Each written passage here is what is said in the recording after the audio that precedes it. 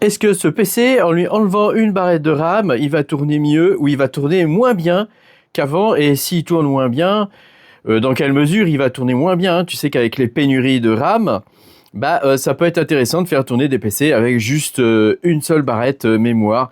Et c'est ce qu'on va regarder aujourd'hui dans cette vidéo. Est-ce qu'on perd beaucoup à le faire tourner avec une seule barrette mémoire, hein, c'est-à-dire en se passant du dual channel? Pense à me mettre un petit pouce bleu, à t'abonner à la chaîne si t'es pas abonné. Je te rappelle que tu peux me soutenir en allant sur patreon.com/makertronic. Tu pourras avoir mes vidéos exclusives sur le minage de crypto-monnaies.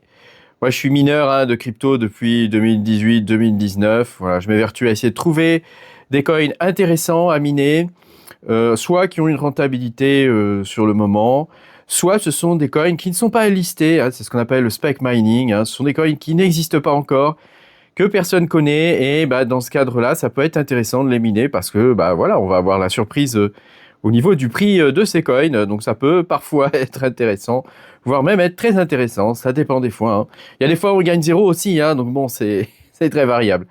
Voilà, je te rappelle que je ne suis pas non plus conseiller financier, donc si tu cherches un conseil financier, je ne peux que t'inviter à consulter des gens qui sont agréés en conseil financier, hein. Je ne sais pas comment ça marche, mais ça doit exister. Alors l'idée de cette vidéo, c'est qu'on fasse des tests, des benchmarks, qu'on regarde avec une seule barrette mémoire et avec deux barrettes mémoire, la différence qu'il peut y avoir. Donc le protocole de test, je te donne déjà la base, hein, c'est qu'on va utiliser donc un processeur AMD. Donc pour le coup, ici, c'est un 7950X, hein, c'est une de mes machines de minage, 7950X, donc avec 32, donc 2 x 16 de mémoire. Il y a un SSD que tu peux voir ici, là, voilà, un petit SSD. Je crois qu'il fait 1 ou 2 Tera, je crois, ce SSD-là. C'est un de bonne marque, hein, je crois que c'est un Western Digital Black, il me semble, de mémoire, hein. Voilà, dessus, au niveau du système, c'est un Linux Ubuntu. Alors la version, c'est la dernière, hein, donc c'est la dernière en LTS, Long Term Services, c'est la 24.04.3. Le swap sur le système est désactivé, hein, j'ai viré le swap. Et attends, regarde, avant que je continue, regarde, j'ai trouvé une énorme boîte de Bitcoin, mais c'est un slibar en fait. C'est un slibar. Bon voilà, je voulais juste te montrer cette connerie. Voilà, et donc pour le coup... j'en étais où moi avec mes conneries, je sais plus. Oui, j'ai désactivé le swap pour être sûr que on fonctionne que sur la mémoire. Voilà, donc le processeur, je l'ai bridé, je l'ai undervolté.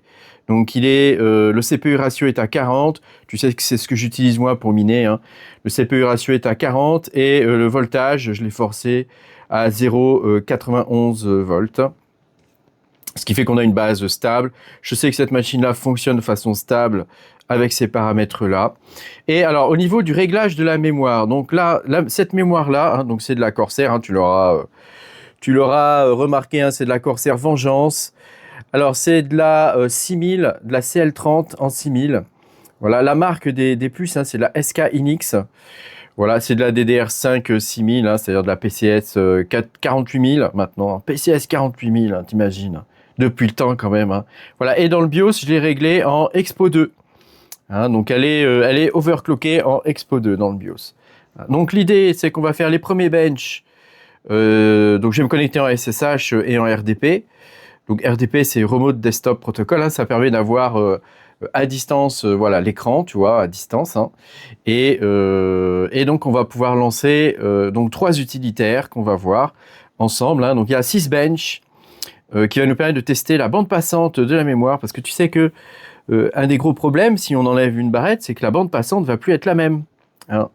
Donc on va tester la bande passante de la mémoire en écriture et en lecture. Ensuite, on va utiliser XMRig pour voir à combien on mine, parce que tu sais qu'XMRig, c'est un ensemble d'algorithmes qui mettent en jeu pas mal la mémoire de l'ordinateur, c'est du Kryptonite. Il y a 3 versions de Kryptonite qui se suivent, c'est un peu comme pour ceux qui connaissent, c'est un peu comme Ghost Rider. Donc ça fonctionne un peu de la même façon, mais ça fonctionne de façon virtuelle et avec 3 versions de Kryptonite différentes. Et puis, donc Kryptonite, c'est un algorithme de hachage. Et puis, on va utiliser aussi OCCT.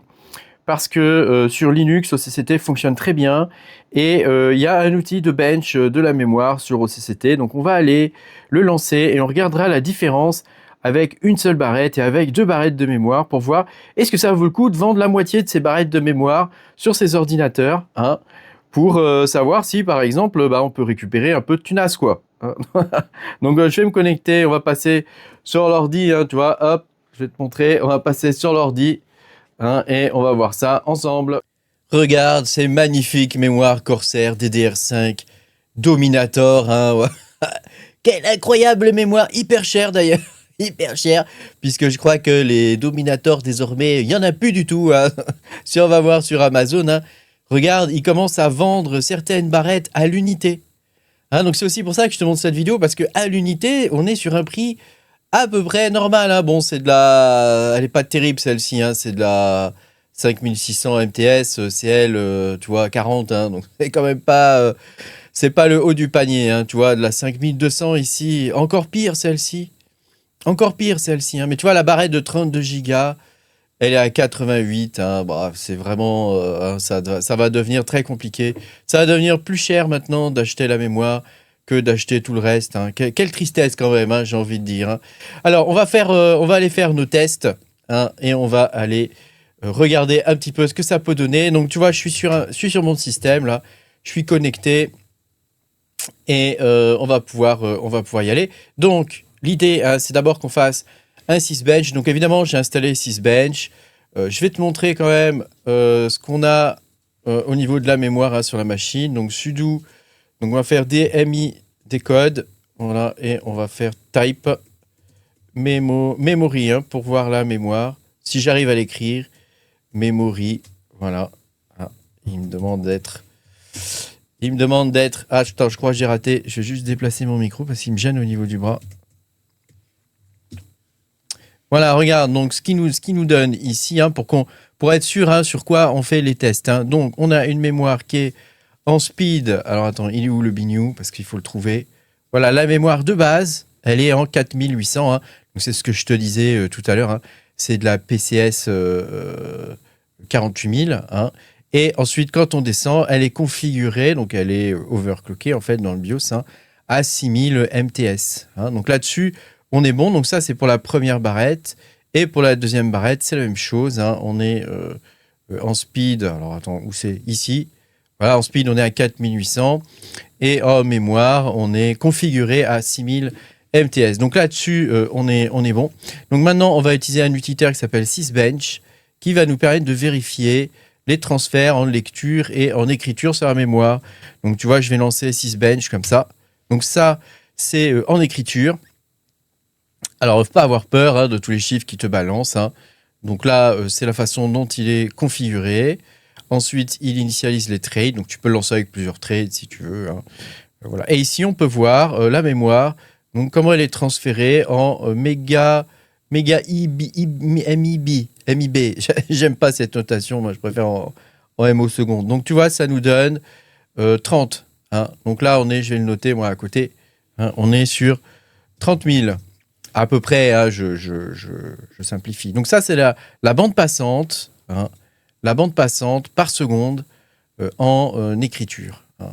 Ça, tu vois, ici, il nous donne, par seconde, c'est 27 000. On va noter 27 000 plutôt.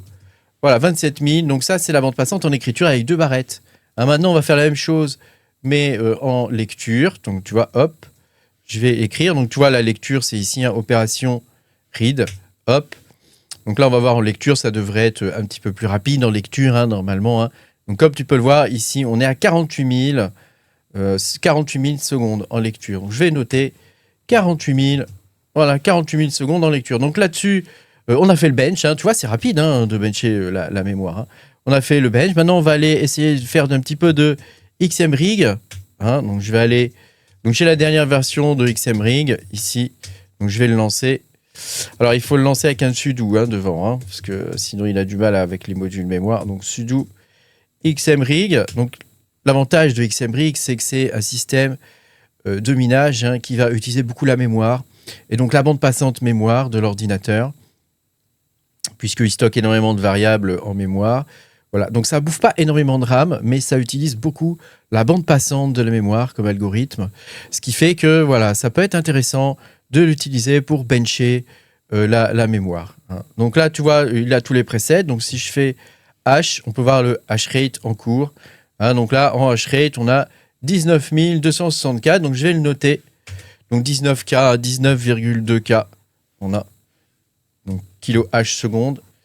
Hein, et voilà. Et donc on est bien connecté, tu vois, et on participe au minage sur le réseau. Donc XMRig, on est bon, hein, on a notre chiffre, hein, 19,2 kHz seconde. Je te rappelle que je suis undervolté. Hein, si j'étais pas undervolté, on serait plus à 22, 23, mais j'aurais une consommation de 240 watts, alors que là, j'ai une consommation de 115, 120 watts à peu près hein, pour 19,2, ce qui fait que si on fait le ratio, bah, c'est beaucoup plus intéressant de fonctionner de façon undervoltée, puisqu'on consomme moins d'électricité pour un résultat qui est légèrement en dessous, hein, de 10 à 20% en dessous, avec une consommation qui est 50% inférieure. Donc, si tu fais le ratio, c'est beaucoup plus intéressant de miner de façon undervoltée. Voilà, le dernier truc qu'on va faire, c'est OCCT. Donc, je vais me connecter en remote via RDP sur la machine. Donc, c'est la 22. Hop, on y va.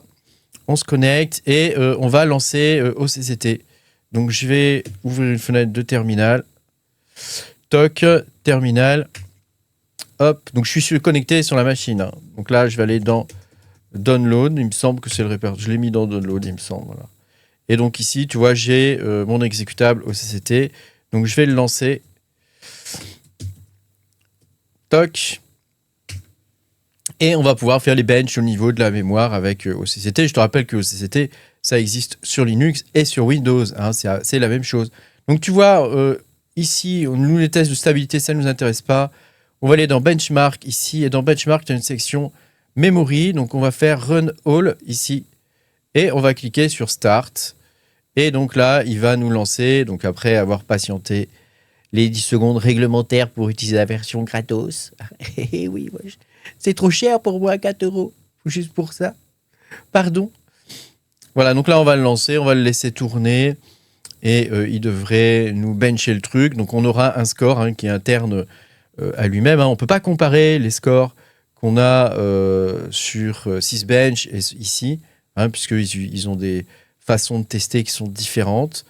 Hein, et voilà, ça va nous permettre de vérifier qu'au niveau de la mémoire, on est bon. Hein. Donc, quand on aura fini ça, je vais enlever une barrette mémoire et puis on refera exactement les mêmes tests ensemble pour vérifier est-ce que la machine est toujours aussi puissante, hein, est-ce qu'elle mine toujours aussi bien, est-ce qu'elle est, utilisable, quoi, en gros, avec une seule barrette. Hein.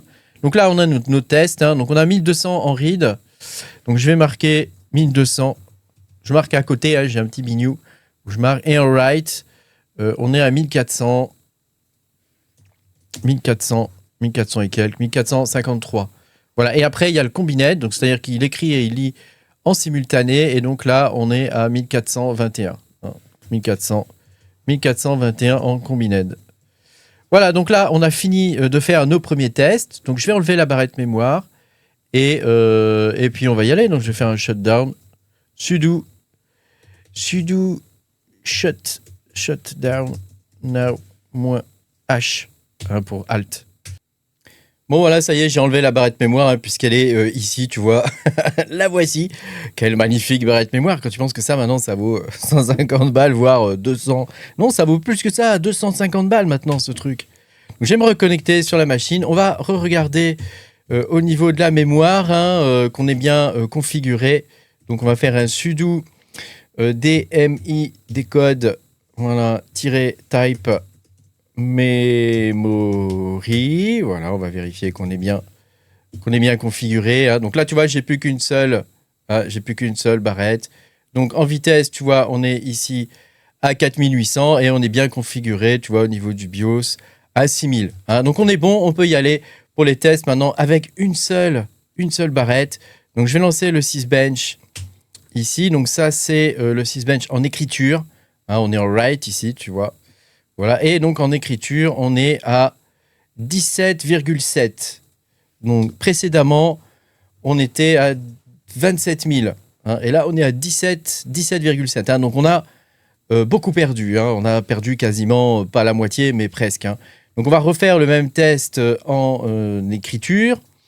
Tu vois, en écriture sur la mémoire. Et je pense qu'on va avoir quelque chose sensiblement identique à ce qu'on avait avant. Puisqu'avant, on avait 48 000. Et là, on a 40 300. Donc, bon, 40 300. Donc, tu vois qu'en lecture et en écriture, en termes de bande passante, ça ne fonctionne pas de la même façon. Hein. En lecture, par contre, on est vraiment moins bon. Alors qu'en écriture, c'est sensiblement pareil. On va maintenant aller dans XMRig. CD XMRig, voilà. Et on va le lancer. Donc, je vais lui faire sudo XMRig. On est parti. Et donc, on va voir à combien il mine, le bonhomme. Hein, à combien il mine. Donc, attends, fais voir. On va taper... donc, il n'y a pas encore de résultats. Voilà, H. Donc, j'ai pas encore de résultats. Il faut attendre un petit peu. Hein, c'est visiblement déjà, c'est plus long. Hein, c'est plus long.